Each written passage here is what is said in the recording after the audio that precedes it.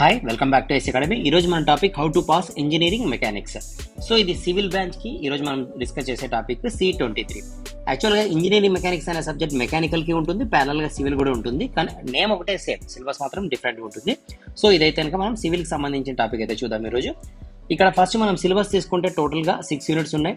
Introduction వదిలేస్తే కనుక force and momentum, centroid, momentum of inertia, simple stress and strain, shear force and bending moment.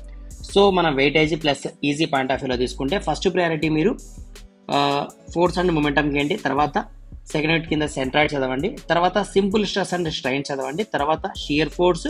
ఇంకా time ఉంది మీకు అనిపిస్తే అప్పుడు ఆప్షన్లో అంటే షార్ట్ ఆన్సర్ క్వశ్చన్స్ కోసం అయితే మొమెంటమ్ ఆఫ్ ఇనర్షియా చదవండి. మొమెంటమ్ ఆఫ్ ఇనర్షియా టాపిక్ అనేది ఈజీ టాపిక్, కానీ చాలా లెంతీగా ఉంటాయి problems.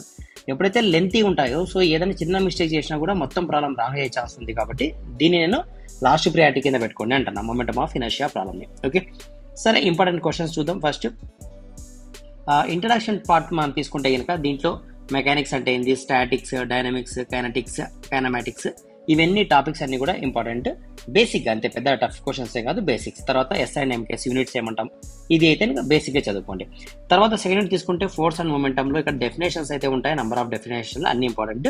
Force, momentum, resultant, equilibrium of forces, equilibrant, momentum of couple, ఇవన్నీ కూడా ఇంపార్టెంట్. సో మనం ఇక్కడ ఫర్ ఎగ్జాంపుల్ రిజల్టెంట్ అనే డెఫినేషన్ తీసుకుంటే what is a resultant? The combination of 2 forces forms into single force is called as a resultant. అంటే for ఎగ్జాంపుల్కి మనము 2 forces ఉన్నాయి. ఒక పర్సన్ ఎక్స్ అనే పర్సన్, ఇక్కడ నుంచి వై అనే పర్సన్, ఇద్దరు ఉన్నారనుకోండి. ఫుట్బాల్ని ఎక్స్ అనే పర్సన్, వై అనే పర్సన్ ఫుట్బాల్ని ఒకటే అట్ ఎ టైం ఒకసారి ఇంకా పుష్ చేస్తే, ఐ మీన్ కిక్ చేస్తే, సో ఈ బాల్ ఇలా పోతుంది. దీన్ని ఏమంటామంటే రిజల్టెంట్ అంటాం. సో మనం డయాగ్రామ్ ఇట్లా వేస్తాం, అంటే ఇది ఎక్స్ యాక్సిస్, ఇది వై యాక్సిస్ అని. యాక్చువల్గా అంటే మన టెక్స్ట్ బుక్లో డయాగ్రామ్ ఎలా ఉంటుంది, ఈ విధంగా ఉంటుంది. ఇక్కడ ఎక్స్ యాక్సిస్, ఇది వై యాక్సిస్, ఇది రిజల్టెంట్. అంటే ఈ ఆర్ అనే రిజల్టెంట్ ఎలా ఫామ్ అయింది? Combination of 2 forces forms into single force అనేది రిజల్టెంట్. ఓకే, క్లియర్ కదా? ఆ విధంగా అర్థం చేసుకొని చదవండి. తర్వాత స్కేలార్ అంటే ఏమి, వెక్టార్ అంటే ఏమి? The quantity which having only magnitude is called as a scalar. The quantity having the magnitude and direction is called as a vector. Coplanar force అంటే సింగిల్ ప్లేన్ పైన ఉన్నది. నాన్ కోప్లెనార్ అంటే సింగిల్ ప్లేన్ పైన లేనిది. Parallel అంటే 2 parallel గా ఉంటుందని parallel forces అంటాం. నాన్ ప్యారలల్ అంటే ప్యారలల్ గా లేనివని. లైక్ ఫోర్సెస్ అంటే సేమ్ డైరెక్షన్ లో ఉన్నట్వి. అన్లైక్ ఫోర్సెస్ అంటే ఆపోజిట్ డైరెక్షన్ లో ఉన్నట్వి. ఓకే, ఇవన్నీ కూడా ఇంపార్టెంట్. దాంతోపాటు పారలాగ్రామ్ లా ఇంపార్టెంట్, ట్రయాంగిల్ లా, లామిస్ థీరం, పాలిగన్ లా, రెజల్యూషన్. రెజల్యూషన్ అంటే division of single force into 2 forces అన్నట్లుగా. ఇక్కడ మీనింగ్ మారిపోతుంది కంప్లీట్ గా. ఇక్కడ చూడండి, రిజల్టెంట్ అంటే ఏమి, R is equal to square root of P square plus Q square. అంటే పి అంటే హారిజంటల్ ఫోర్స్, వై అంటే వర్టికల్ ఫోర్స్. అదే మనం రిజల్యూషన్లో తీసుకుంటే పీని మనల్ని ఫైండ్ అవుట్ చేయమంటాడు. Then R cos theta formula, Q is equal to R sine theta. ఈ ఫార్ములాస్ అన్ని ఇంపార్టెంట్ మనకు. ఓకే, పారలాగ్రామ్లో R is equal to formula ఏమి, square root of P square plus Q square plus 2pq cos theta. Triangle అంటే ఏమి, in a triangle 2 sides are consider as p, q. Last one is the resultant of the force moving in opposite direction. ఓకేనా, ఇవన్నీ definitions అన్ని కూడా చాలా important. కపుల్కి definition కూడా నేర్చుకోండి, important. Next centroid అనే టాపిక్ తీసుకుంటే ఇక్కడ మనకు అర్థం కావాల్సింది సెంట్రాయిడ్ వేరే, సెంటర్ ఆఫ్ గ్రావిటీ వేరే. ఫర్ ఎగ్జాంపుల్ నేను ఒక వెహికల్ తీసుకున్నా, ఎగ్జాంపుల్ ఒక లారీ తీసుకున్నాను అనుకోండి. ఈ లారీ యొక్క సెంటర్ పాయింట్ ఏమంటారంటే, నేను ఇట్లా ఈ పాయింట్ ఏమంటారంటే సెంట్రాయిడ్ అంట. మరి సెంటర్ ఆఫ్ గ్రావిటీ అంటే ఏమి, ఏ పాయింట్ దగ్గర అయితే పట్టుకుంటే మొత్తం వెహికల్ బ్యాలెన్స్ అవుతుందో దాన్ని సెంటర్ ఆఫ్ గ్రావిటీ అంటాం. ఇక్కడ చూడండి, ఇక్కడ వెయిట్ ఎక్కువ ఉంది కాబట్టి సెంటర్ ఆఫ్ గ్రావిటీ ఖచ్చితంగా కొంచెం ఈ సైడ్ ఉంటుంది. సెంటర్ ఆఫ్ గ్రావిటీ అంటే సెంట్రాయిడ్కి సెంటర్ ఆఫ్ గ్రావిటీ కొంచెం డిఫరెన్స్ ఉంటుంది. సో దాన్ని సెంటర్ ఆఫ్ గ్రావిటీ అంటాం. ఇక్కడ మన కేసులో కొన్ని సెక్షన్స్ ఉంటాయి. ఎగ్జాంపుల్కి ఇక్కడ చూడండి TLIZ, ఈ సెక్షన్సే మనకి ఎగ్జామ్లో ఇస్తాడు. సో దానిపైన మీరు కంప్లీట్గా ఒక ప్రాబ్లం చేసినా మీకు క్లియర్గా అర్థమవుతుంది.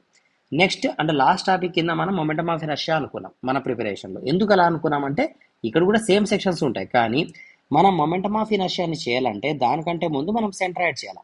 సెంట్రాయిడ్ చేసిన తర్వాత హెచ్ బార్ని ఫైండ్ అవుట్ చేసి మరి మొమెంటమ్ ఆఫ్ ఇనర్షియా కనుక్కుంటాం.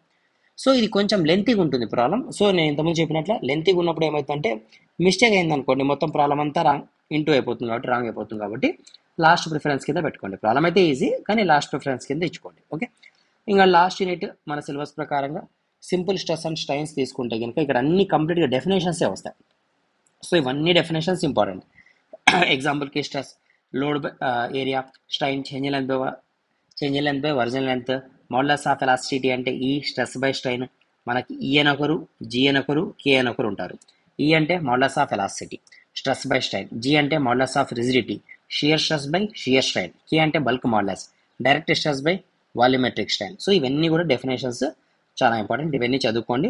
దీంతో పాటు మనకి యంగ్స్ మాడ్యులస్ పైన ప్రాబ్లమ్స్ అడగచ్చు, అంటే స్ట్రెస్ బై స్ట్రెయిన్ పైన, లేదా డెల్టా ఎల్ ఎలాంగేషన్ పైన, PL by AE formula base పైన ఇక్కడ మనకు అడిగే ఛాన్సెస్ ఉంటాయి. కాబట్టి ఇవన్నీ కూడా చాలా ఇంపార్టెంట్ ప్రాబ్లమ్స్. ఓకే, సరే last topic. Okay, last topic ఇంకా ఉంది కదా, మనం దాన్ని లాస్ట్ అనుకున్నాము.